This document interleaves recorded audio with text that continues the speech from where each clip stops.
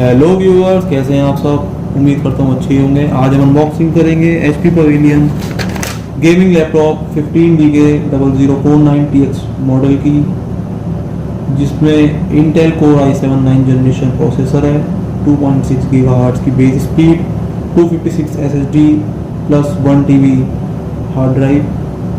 Windows 10 इसमें pre install आती है, 8 GB की रैम आती है इसमें, और 4 GB का ग्राफिक कार्ड आता है NVIDIA का GTX 1650 का। तो देरी ना करते हुए हम वीडियो को शुरू करते हैं।